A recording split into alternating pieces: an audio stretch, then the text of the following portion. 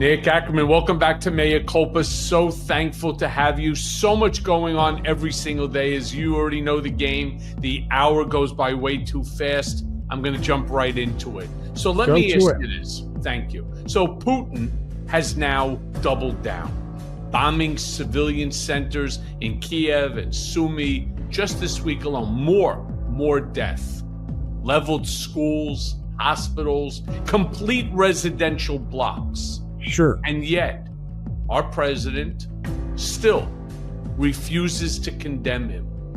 Is this, in your opinion, negligence, complicity, or something completely else? You know, it's so hard to say what it is. Donald Trump has no idea what he's doing with Putin unless it's all complicit. We just don't know. One thing we do know, this whole meeting between Putin and Trump was never serious in the first place. Putin never took it seriously. Trump only did it because he wanted to distract from the Epstein files. He was looking for some way to divert people's attention after everybody, including his own base, was demanding that he produce the Epstein files. So what did he do? He had a meeting at the White House among his attorney general and his vice president. And after that, he announces a meeting with Putin. Then he moves troops into D.C., takes over D.C., and essentially diverted everybody's attention, at least for a period of time, away from the Epstein files. So this whole peace process on Russia was never going to be serious in the first place, and it was never going to go anywhere. And why he's doing nothing now, and not even trying to get the upper hand here in some way by providing more arms to the Ukraine, trying to get the Europeans to move in there, is beyond me. I mean, I think all he's looking for is a peace prize, which he is not going to get.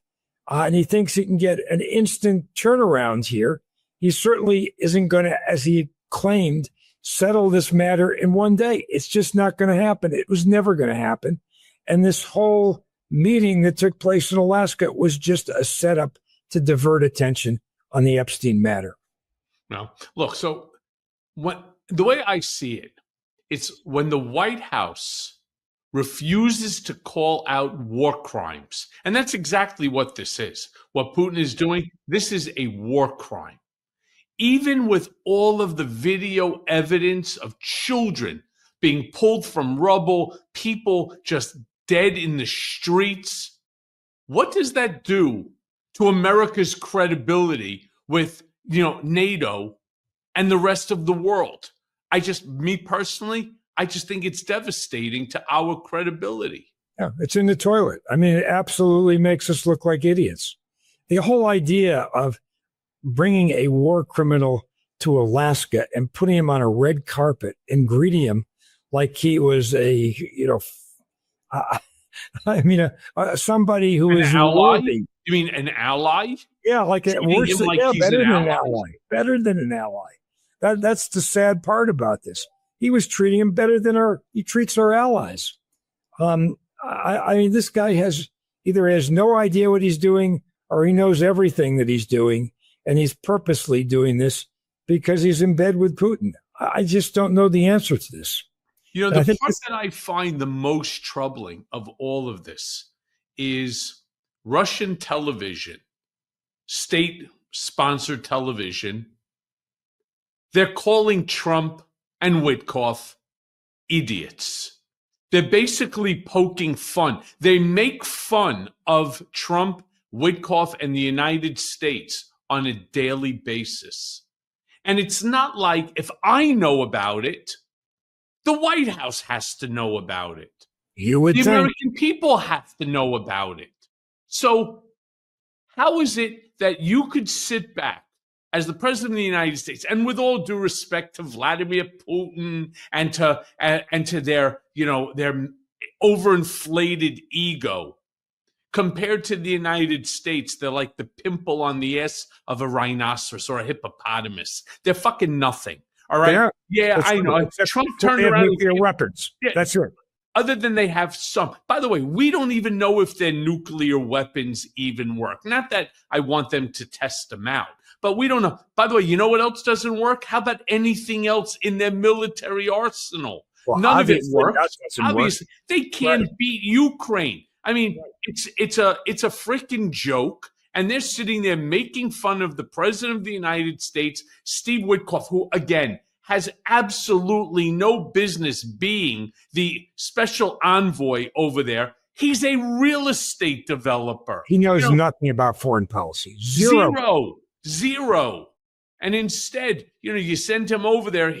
Basically, well, what is it that you want? Let me go back and tell Donald, and, we'll see if we can't make a deal. What's the deal? You tell Ukraine, give up all your mineral rights, your rare earth mineral rights, give up the areas that have already been taken. And while you're at it, on national television, why don't you get on your knees and kiss Putin's ass? How about something like that?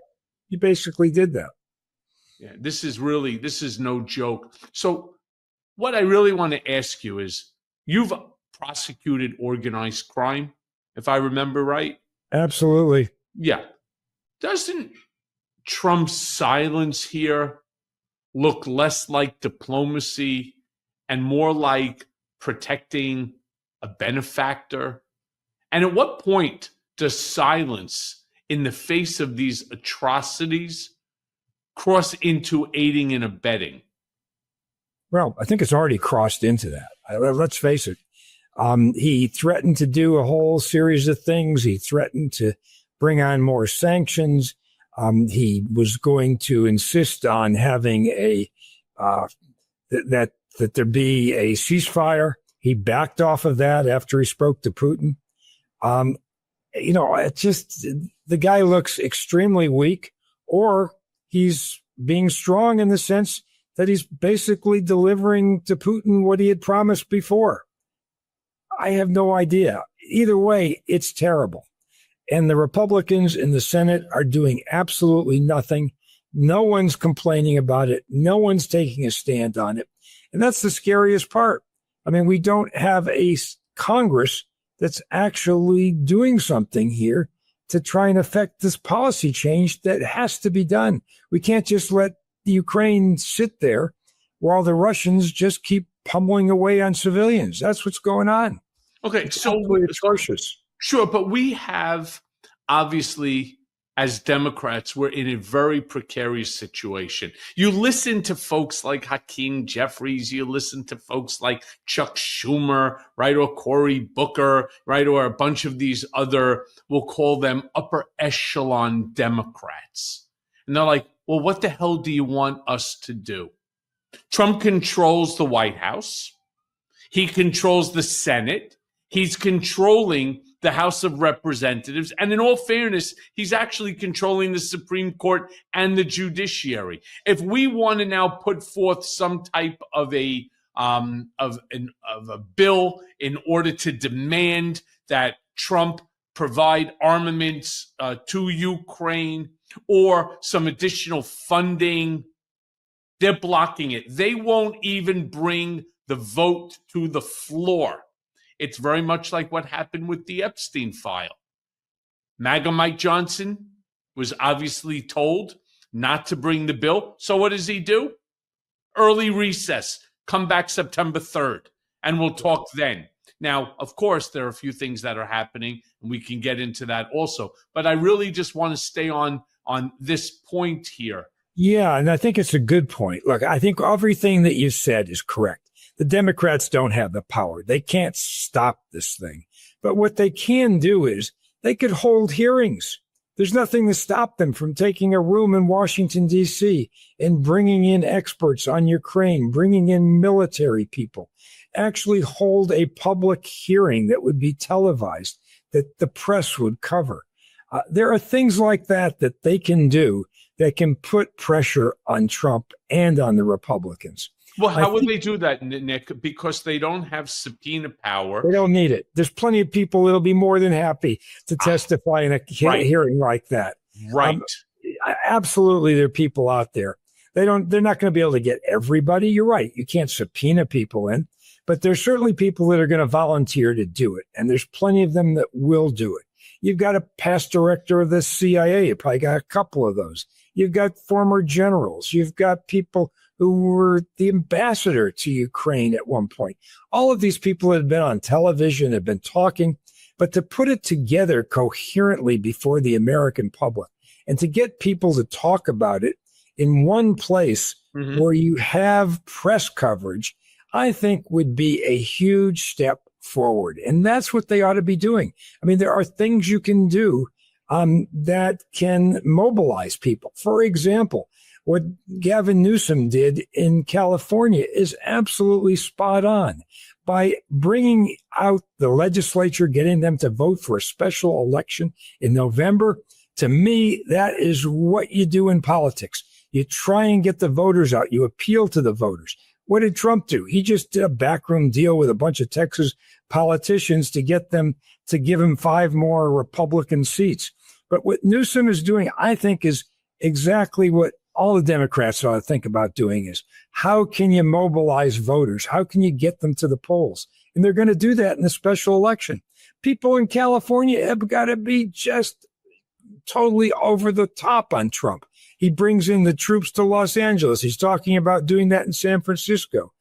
He turns off the water there. He's not giving them the aid that they need from the California wildfires, Los Angeles fires. I mean, he should get an overwhelming vote in favor of making this change of the congressional map and getting rid of 5 Republicans there. And having that out there and having a really vigorous campaign is going to infect the rest of the country and other voters, and should actually get people fired up right into the midterms. Those are the kinds of opportunities the Democrats ought to be looking for and taking advantage of. Hey, Nick, did you read the same article that I did, which said that there is a belief that the gerrymandering that took place in Texas is actually going to cost them seats as opposed to gain them 5 seats? It was an incredible article. I don't know if you read it, but if you haven't, I'm going to send it to you. It is hysterical. Basically, what it shows is that they thinned out certain areas within which to offset the number of Democrats in that specific area, to offset them by adding additional known Republican voters to that specific district to overwhelm it and then to turn it red as opposed to blue. Well, by thinning it out, what they're saying is that with movement taking place all the time, that there's now such a thin majority for a win that if you're able to grab a hold of like 1%, literally 1 or 2% of the voters in that specific district, you can actually flip it blue. Because again, before, let's say there were 10,000 people in specific District 1. Well, now it's thinned out to say 3,700.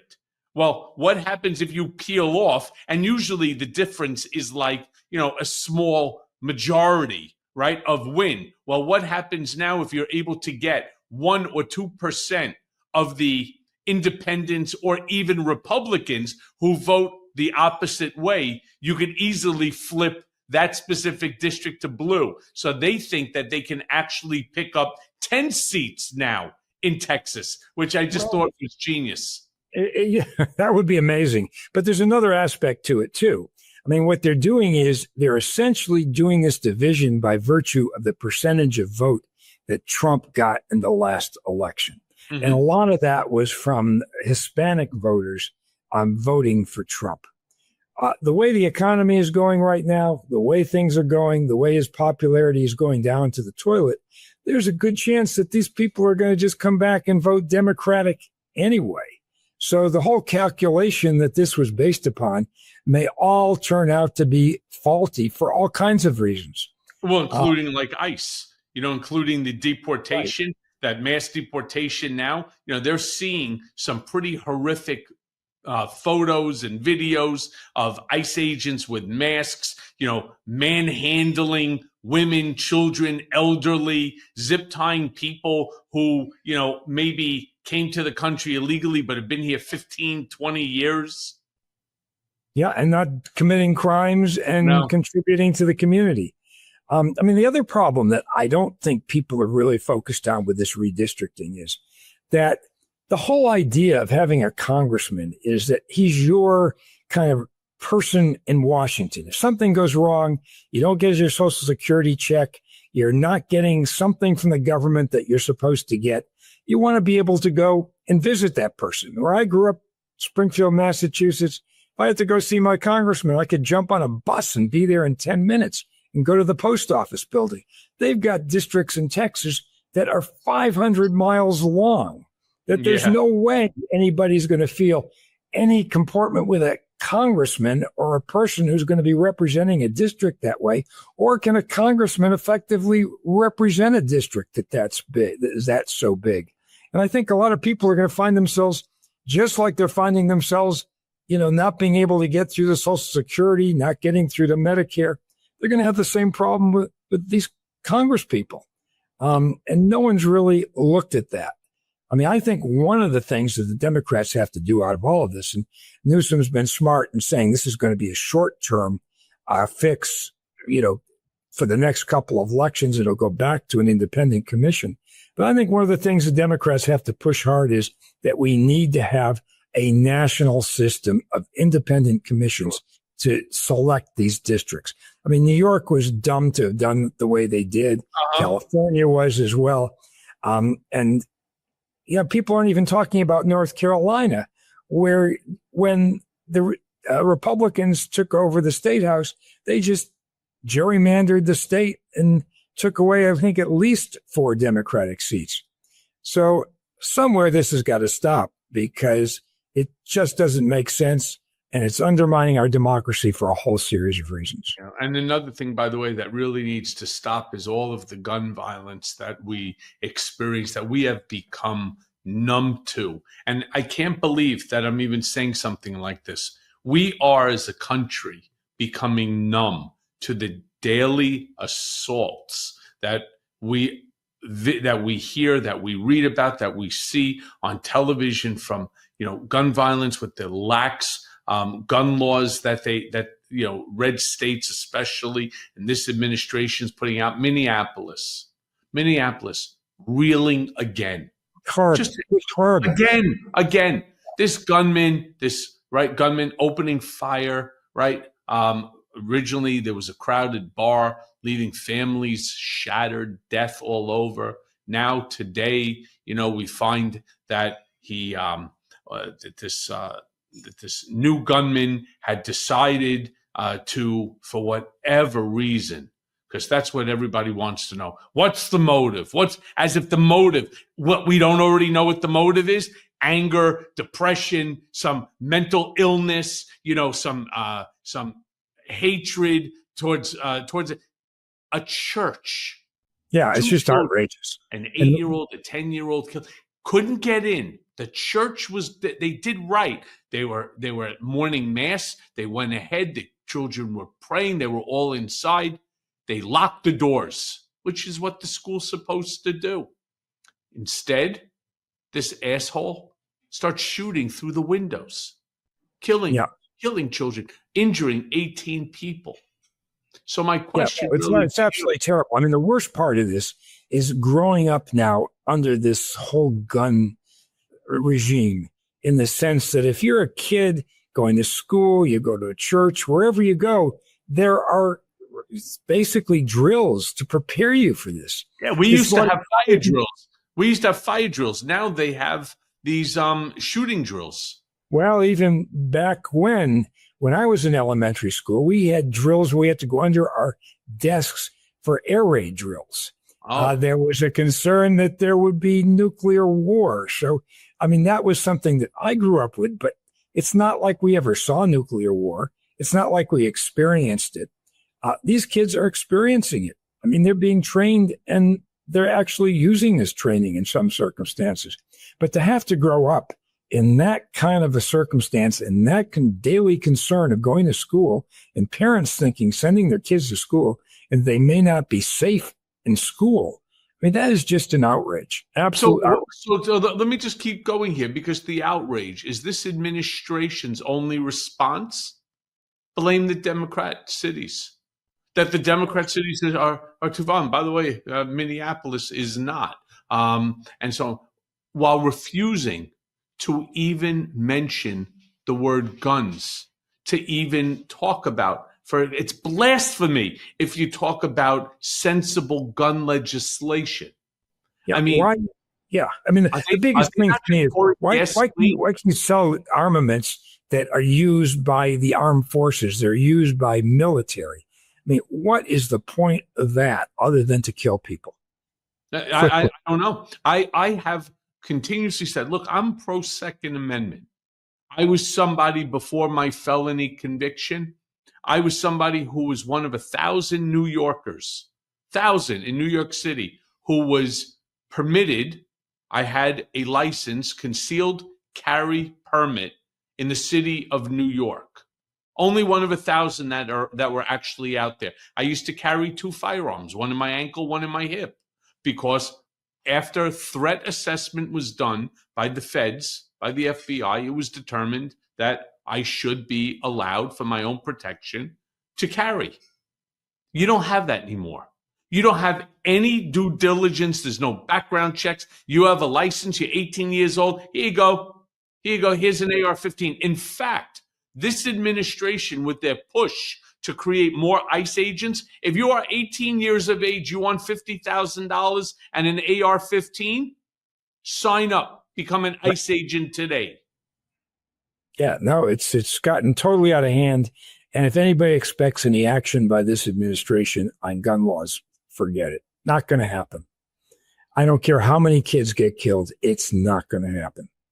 Well, and that's why I constantly say to people, I don't understand the need for an assault rifle. It should never be in the hands. This is a weapon of war that is used on battlefields. There is no reason why a civilian should have an AR-15. No more than you as a civilian are not allowed to own a hand grenade. Why are you also not allowed to own let's say, a land-to-air rocket? Why are you not allowed? Why are you not allowed to own a Sherman tank? You just can't. Exactly. Look, at some point, the technology will be such you'll have nuclear rifles. And you think they're going to say the Second Amendment applies to nuclear rifles and nuclear firearms? It's not, I mean, that's just crazy.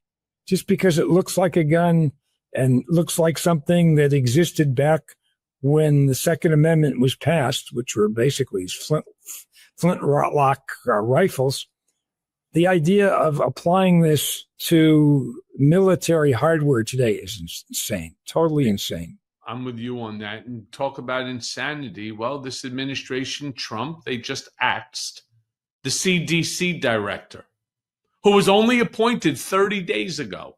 Right. Basically, she is now the Scaramucci of the CDC, right? Right. And this is literally right as a new viral outbreak in Texas started spreading. There's like some new viral outbreak. I don't know that's going on there. Was she too honest? Was she too science-driven? Or simply just unwilling to lie for the administration and just had a completely different point of view regarding what the CDC should be doing? Yeah. I mean, this is not a situation of different point of view or, there's one side to the story and another side to the story. This is based on pure science that people need to be vaccinated. You need to have entire populations vaccinated if you're going to have the herd immunity that will protect the entire population. You don't send kids to school where they aren't vaccinated, where some people are, some aren't. It's just going to basically, in the end, kill a lot of people, and a lot of people are going to die because of this stupidity. I mean, why he ever appointed this Robert Kennedy to be the head of Human Services is beyond me. This guy has no idea what he's doing. He's totally incompetent. He has ideas that are back in the Stone Age and should never, never be in the position that he's in. And these people did the right thing. I mean, they know that these vaccines are important, that he's taking them away. Look what's going to happen this fall with COVID. I mean, essentially, they may not have a COVID vaccination at this point. Or if they do, they say they're just going to apply it to people over 65. Well, what good does that do if you've got the rest of the population that can get infected? It's totally insane. And there is no downside to these vaccinations. That's the most important part of this, is that the only way you can protect people is to do it and to keep investigating these vaccines, because you have different viruses and different diseases being created all over the world at various times. We now have no way to do anything about it. They don't care about the outcome. They have a predetermined belief. Robert Kennedy, I've had him on this program. I said to him here on Mea Culpa about 2+ years ago, I said to him, with all due respect, are you insane? I said, what you're saying, I'm the son of a surgeon and a surgical nurse. I grew up learning how to read by reading the AMA and JAMA, the American Medical Association Journal of the American Medical Association. That's how I actually learned to read, off of these magazines that used to come on, on surgery and stuff like that. I have a true understanding. I started my legal practice doing medical malpractice. I understand a lot when it comes to this. He wants to ban vaccinations, measles, mumps, rubella, and polio. Let's just take polio as an example. Horrible. Yeah. Over the course of the last 5 decades, 50, 60 years, we have seen an eradication of polio in this country. It's funny. I also had on this Mea Culpa podcast Congressman Steve Cohen, who was very forthright and said, as a kid, he suffered and still does to this day. He had polio. It's eradicated.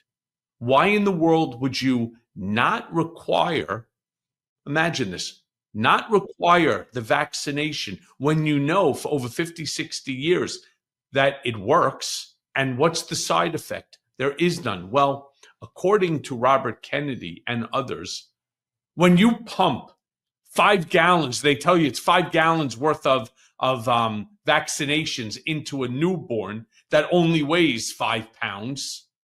That's what's causing autism. And it's so wrong without even understanding that there's so much research on this that explains where autism is stemming from. It is not from vaccinations, and hence they now want to do away or give you the right to choose not to get vaccinated, and you could still, of course, attend school. So you could have a kid or a bunch of kids passing around measles, which we have recently seen. This is the problem. They do not care about the science. They don't care about the empirical data. To them, it's all fudged. It's all phony. The only data that's accurate is the data that they dream up. That's right. That's unfortunate because, again, like I said, people are going to die. There's no question about it. So, but public health leadership that they've had so far, it's turning into a revolving door. I think it's 3 directors in less than 6 months or 7 months, something like that, have all left. And so how much permanent damage do you think that this does to America's ability to respond to the next pandemic? Because we know that it's coming. That's huge. It's huge. I mean, it's even the idea that, look, there's outbreaks of Ebola, let's say in Africa. We used to go in there and make sure we got rid of it immediately, because if you didn't, it was going to wind up in the United States. Anything that occurs anywhere in the world, the way travel is now with people getting on and off planes all over the place, disease spreads pretty quickly. And now we don't have the capability to stop it at the source. And that is a huge problem. And, when this administration ends and we get rid of Bobby Kennedy, it's going to take some time to put this back together again. It's not going to be easy because you're dealing with professionals who had been there for years, had developed a certain expertise over time, and you don't get that back so easily. And that goes for a lot of federal agencies. It goes for the FBI. It goes for the Department of Justice. It's not easy to get that expertise that took years to build up, get back in a short period of time, even in one new administration. Yeah. So look, today alone, hundreds of scientists and staff at the CDC, they just walked out. They walked out. They walked out citing political interference and unethical manipulation of data. Could you imagine that? The CDC employees walking out simply because of unethical manipulation of data. That's what they're all based on. In your view, Nick, do you think is this whistleblowing, or do you think this is a collapse of the system itself? I think it's a collapse of the system, and it's whistleblowing too. I mean, I guess it's a bit of both. But look, he's trying to manipulate the economic system and the statistics that we get. He's trying to put in some crazy in charge of our economic statistics that will manipulate those. None of this is good, because if you don't have fair and accurate information, you can't make proper decisions, and nobody's going to trust it. It used to be that everybody trusted our systems, but that's no longer the truth. I mean, the problem is everywhere in the world, they don't trust a lot of things about the United States anymore. I'm sure even intelligence agencies in England and France, Great Britain, are they going to really trust providing information to Tulsi Gabbard? And not knowing whether it's going to the Russians or where it's going and how it's going to be used. I just think we're in a real bad way right now. And to rebuild all of this is not going to be easy. Oh, no. I mean, with all of these experts, as you just described them, walking out, their replacements, those that they can replace, they are all being drawn from a list of Trump loyalists, some of whom have absolutely no scientific background at all, literally zero, like Robert Kennedy is an example. I mean, isn't this just hollowing out of government expertise so that all that's left is blind loyalty? And think about as well how dangerous it is. This isn't economics where you lose money. That's bad. This is where you lose your life. Right. No, that's exactly right. And look, even the State Department, people who used to go there because it was a good place to work, they did good things.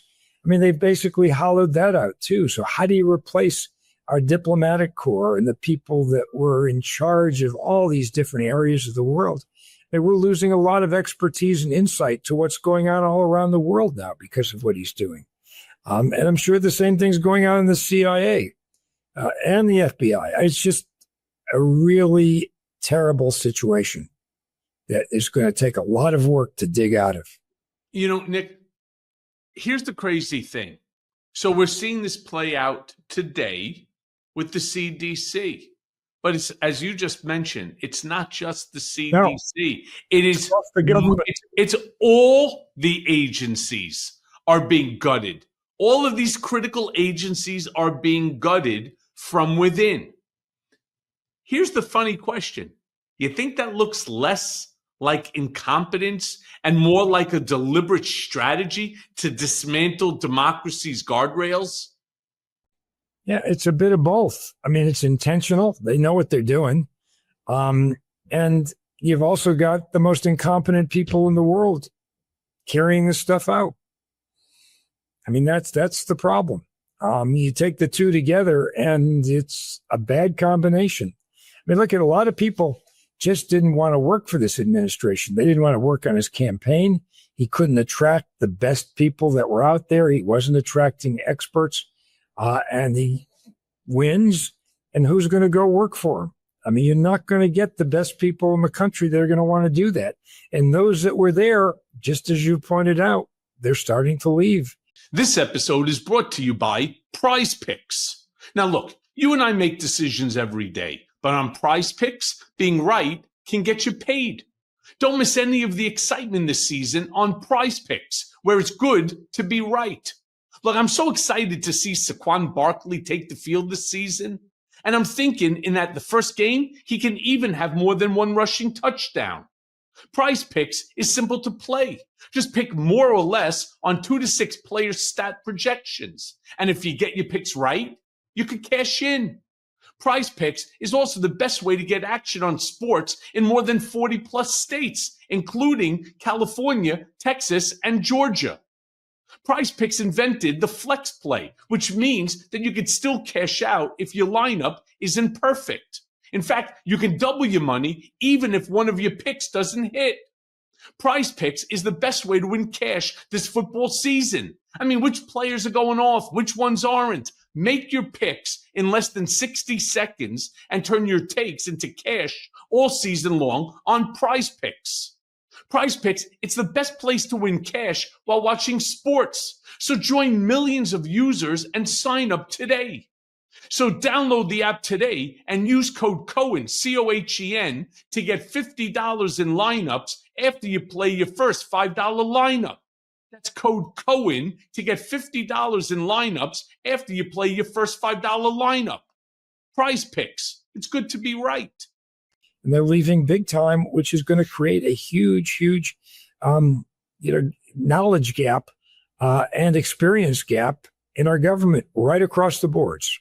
It leaves a massive void that, as you've already said a few times, it's going to take a long time within which to fill, right, and to rehabilitate down the road.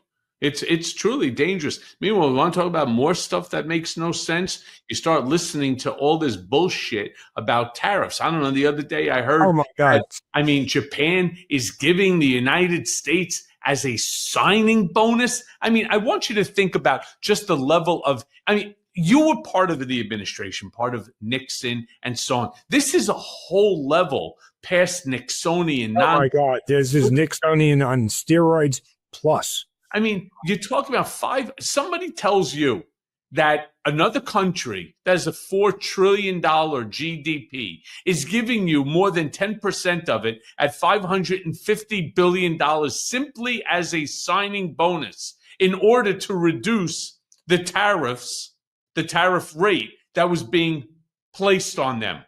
Now, mind you, no money's been received, or at least nobody knows of it. Nobody knows what the amount even is, and nobody even knows what bank account that it's supposed to or went into.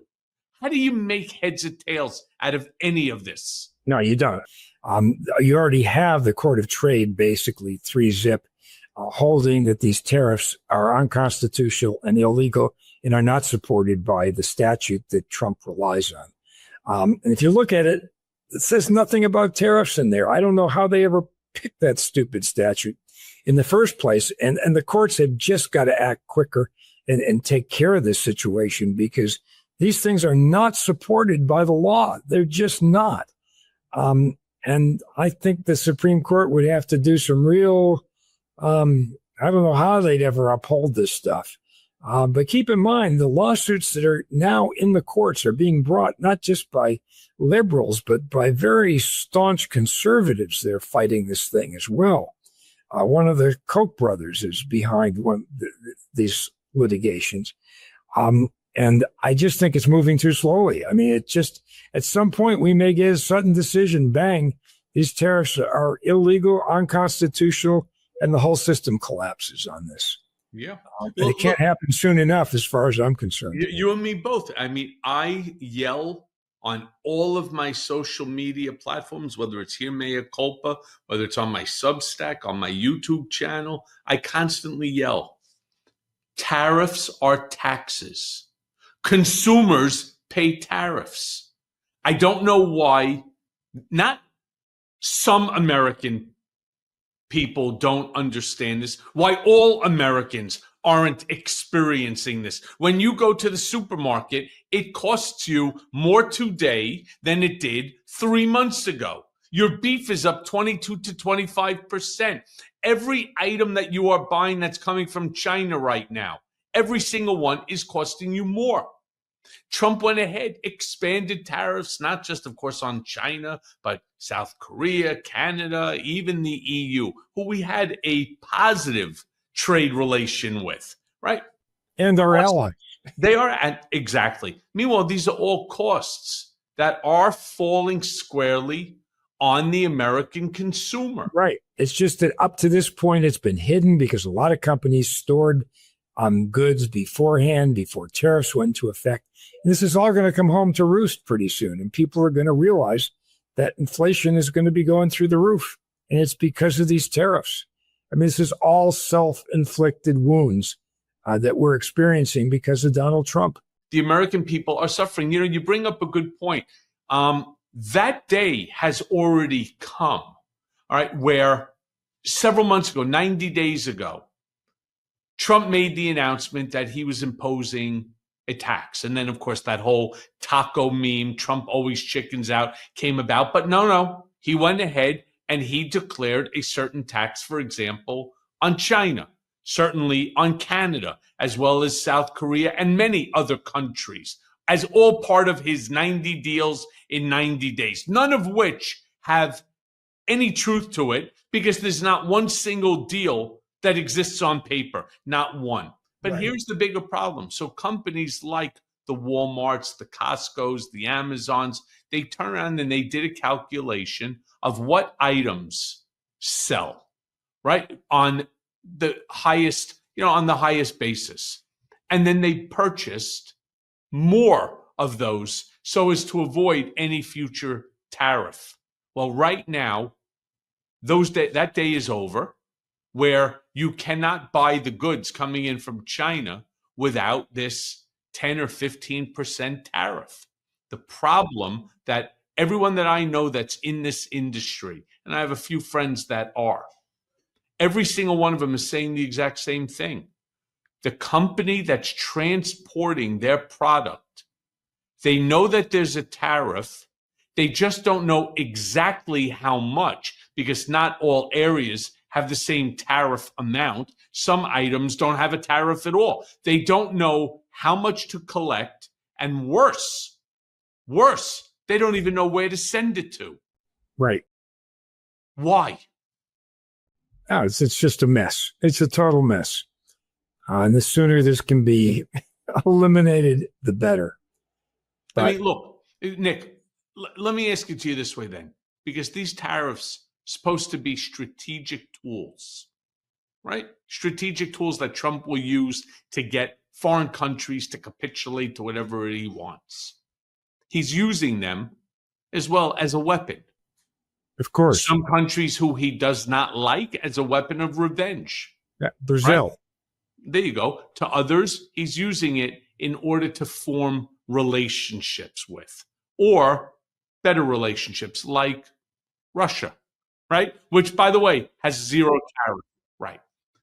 Now he slaps new ones every single time some foreign leader says something or insults him or doesn't capitulate to whatever it is that he wants. Let me ask you this again, as a guy who was in the Nixonian administration, how dangerous is that level of volatility to our global market? It's clearly dangerous to the economy. There's no question about it. You can't run an economy like this. That in itself is bad. But again, what he does is he's modeling everything he does on the Supreme Court case that gave him immunity. As long as he can say his act is official. He officially put out a executive order on the tariffs. Therefore, it's official. He's basically insulated himself from any criminal liability on anything he's done, whether it's law firms, whether it's colleges and universities, whether it's former people who worked in his administration. He has basically taken the language from Justice Roberts and has done everything to clothe it as an official act, even though it is not, it's basically criminal acts. He's basically flouted these statutes, and he's trying to make it look as though this is all, on the up and up. But in effect, his motive here and his intent is really criminal right across the board. That's what he's doing. It's funny because you use it that it's criminal. You know what, to me, I find criminal? When they fabricate numbers of the scale, the magnitude Hundreds of billions. No, it's not even hundreds of billions anymore. It's trillions. Trillions and trillions of dollars have come in so far. $11 trillion. I think even Caroline Levitt turned around and said that Trump has created $11 trillion of wealth to this country from foreign nations that are investing in the country. And so, you know what you're talking about there? If, in fact, that was true, every single person would have free health care. They would end up, there'd be no IRS, no need for tax. We'd have a surplus in this country. It's not spin anymore. Those days of the spin bullshit, it's over. You think that this is crossing into outright fraud against the American people, against the American public? Because I see it that way.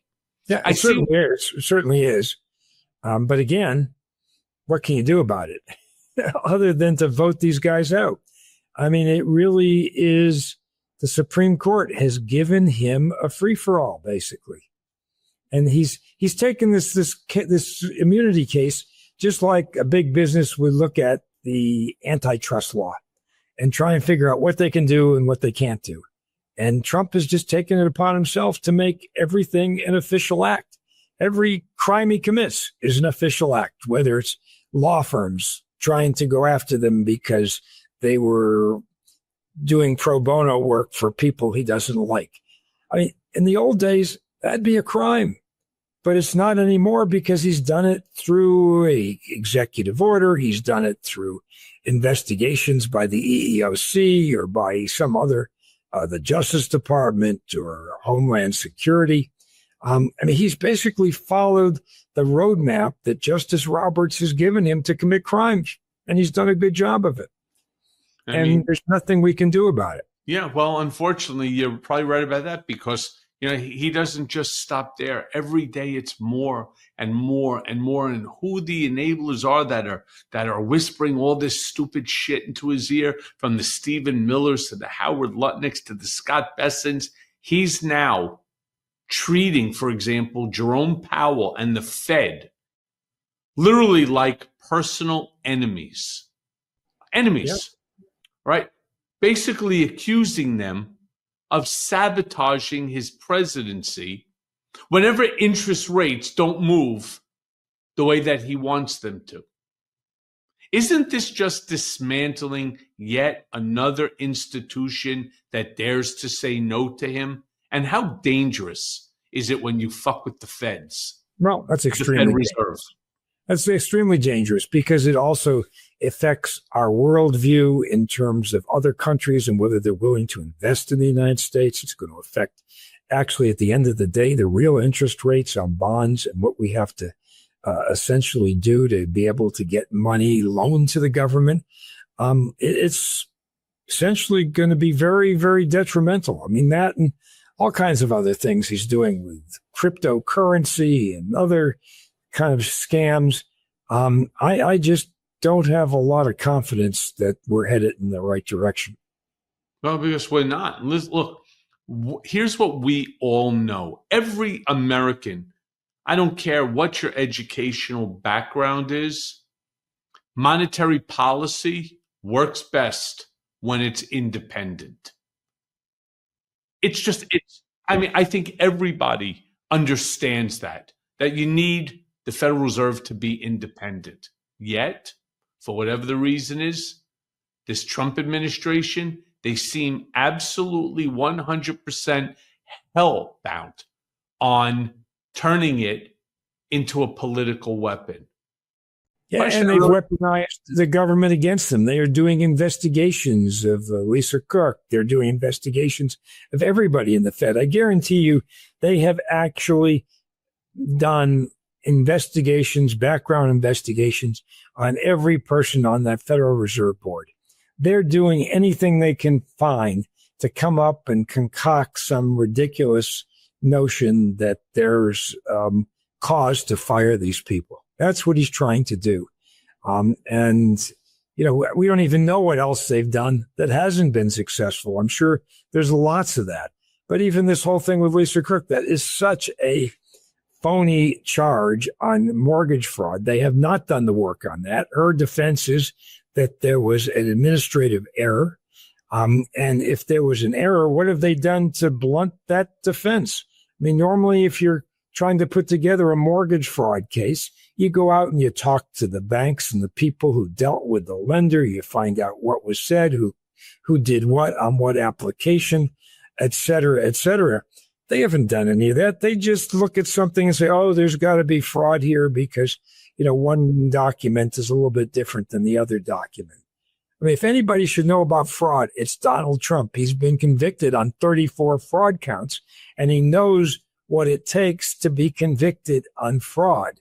And he was in a situation where he was paying all of these phony bills to you over a long period of time, and engaging in a fraudulent scheme that lasted for a long period of time. I mean, he, more than anybody, ought to appreciate fraud.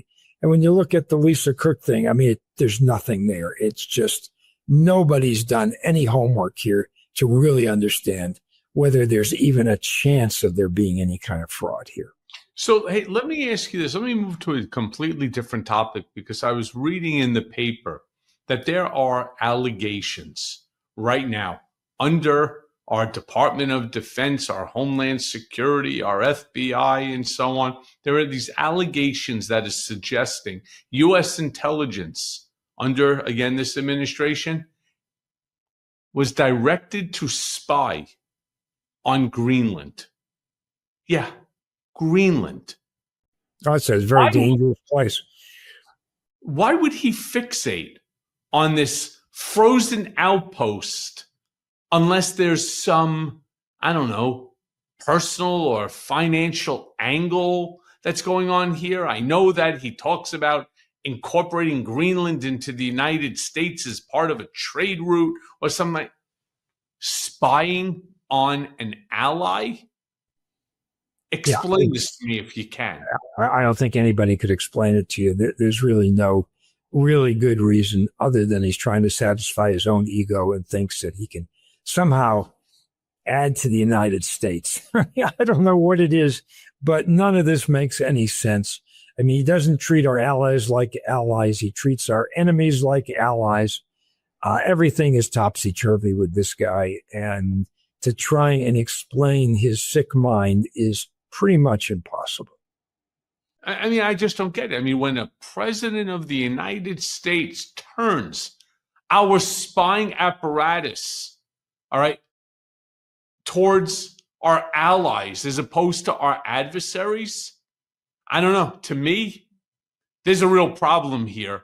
And I just don't know how the hell we end up keeping our standing in the world. What other ally would right now be turning around and saying, hey, we want to share our intelligence with the United States, that we need to, to bring our ally, the United States of America, into this conversation? Instead, they'd be like, yeah, you can't trust him because next thing you know, he's going to turn that shit over to Putin or to Bolsonaro or Erdogan or somebody else. Hey, Nick, the hour, or worse, right? Look, the hour goes by really, really quick here. I do want to. It sure is. I really want to ask you, one, final question here, because again, as I said before, you prosecuted mob bosses. You were part of Nixon's administration. Looking at this administration right now, 6 months in, does Trump's behavior look to you more like the bungling of an incompetent president, or do you think that these are deliberate tactics of like a mob don running America like it's his own personal racket? Well, I think it's a mob don running his own personal racket, but it's also an incompetent one who's actually has other people running it for him. It's his OMB director. It's the people behind the 2025 project. Those are the people that are behind the scenes pulling the strings, and he's just going along for the ride, and he'll do whatever they tell him to do. He does not have the competency to pull this off, and he's got other people doing it for him and showing him the way. Well, Nick Akerman, thank you. Thank you for spending time with us here on Mea Culpa, educating us. I say it every single time when I'm on my YouTube show or, again, my Substack or here on Mea Culpa. Apathy is just not an option right now. Everybody needs to get angry. They need to get vocal. And they certainly need to ensure that their vote counts. So Absolutely. Thank you for joining me. Appreciate you, my brother. And I will be speaking to you again very, very soon. Thank you for having me on. Always.